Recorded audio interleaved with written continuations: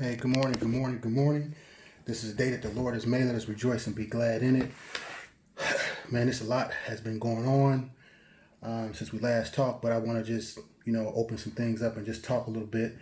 And we're going to just go into Proverbs. It's the second day of the month. So we're going to go into Proverbs 2. We'll see how this kind of ties in to what's going on here in 2020. We're sitting here in June 2020, the last month of the fiscal year. And we got some things going on in our country, and it's very interesting to say the least. When you start seeing things, you live long enough to start seeing cycles and cycles and cycles and cycles. But let's get to it. This is Proverbs 2. It says, "My son and daughter, if you receive my words and treasure my commands within you, make your ear attentive to wisdom, incline your ear to understanding. For if you cry for discernment and lift your voice for understanding and search for her understanding as for hidden treasures, then you will discern the fear of the Lord and discover the knowledge of God." So, and when you talk about treasuring his commands, you say, well, what are the Lord's commands? Well, his basic command, he said all the law can be summed up in this. He says, love God with all of your heart, mind, soul, and body, and love others as I have loved you. And sometimes that's easy. Sometimes that's very difficult, especially in times like we are today, where hatred is running rampant, But we're commanded to love others as God has loved us, and discover the knowledge of God. For the Lord gives wisdom, and from his mouth comes knowledge and understanding. He stores up sound wisdom for the upright. He is a shield to those who walk in integrity, guarding the paths of justice, and he preserves the way of his godly ones. Then you will discern righteousness and justice and equity in every good path. For wisdom will enter your heart, and knowledge will be pleasant to your soul, which is your mind, your will, and your emotions, right? Discretion will guard you. Understanding will watch over you to deliver you from the way of evil. To deliver you from the way of evil, from the man who speaks perverse things. That's kind of in our times now, right? I mean, the leader of our country, he speaks perverse things, and we will be delivered from that evil way. For those who leave the paths of uprightness, and to add insult to injury, he has the audacity, right? The audacity to use this platform and try to pull the Christian, our Caucasian brothers and sisters, and try to dupe them into believing this mess. It's so funny because when you take a outlier situation, right? A couple of bad apples, as they say, and then you make a general sweeping conclusion, right? And he's created a culture and a climate that incubates and grows like mold or mildew or some scum, right? That grows that seed of hatred. And it's interesting because that kind of stuff grows in darkness.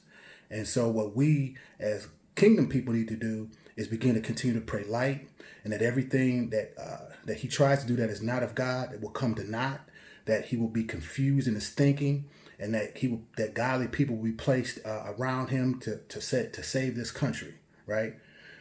All right. Understanding will watch over you, deliver you from the evil, from those who leave the path of uprightness to walk in the ways of darkness, who delight in doing evil, and rejoice in the perversity of evil. I just remember he was running for office, and he would just say some crazy things like, I'll grab a girl by the blank and whatever. And, I guess in part of it, after we came, I'm more political a little bit today. I think after we came down off the Obama high, we didn't get out and vote like we should have, to let this mess in the office, and it's not him, it is him as a person, but what just strikes me is a selfishness. But then when I look about how he's acted over time and his business relationships and how he's just done people wrong and how he's used his privilege for him to promote himself, to put other people down, to lie, to steal, even when he was doing his little college thing and, he left those folks out hanging. I mean, it's amazing. But again, we got to look at ourselves on that one. That we kind of lost watch of the ball. But I bet you on this go round, come this November, it'll be a little different. And let's not just get caught up in November, right? But let's also look at some of these. You hear them talking about it. Let's also look at these down ballot races, right? Let's look at who's your congressman. Let's look at who's your senator. Let's look at who's your county and city prosecutor. Find out what they're about. Do some due diligence, and I'm sure there's going to be some agencies and some organizations that are going to do some of that due diligence for us.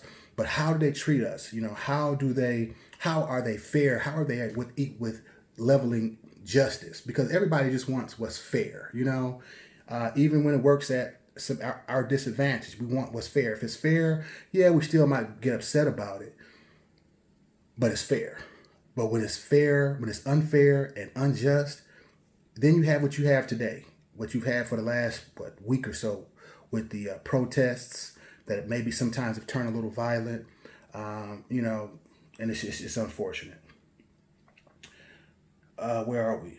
Whose ways are crooked, who are devious in their ways, to deliver them from the strange woman, from the adulteress who flatters with her words, that leaves the companion of her youth and forgets the covenant of her God.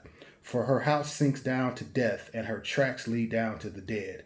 None who go to her return again, nor do they retain and reach the paths of life. So you will walk in the way of good men. This is what we need to do. Walk in the way of good men and women, and keep to the paths of the righteous. For the upright will live in the land, and the blameless will remain in it. Now listen to this, because this is key, right? But the wicked will be cut off from the land, and the treacherous will be uprooted from it.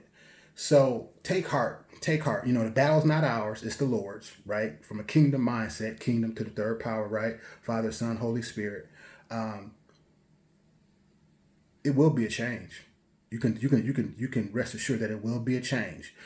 Obviously, it'll be a change outwardly when we go to the polls in November. It'll be a change in some of these down ballot races. And we just have to understand where we are. But most importantly, we're going to be in a posture of prayer.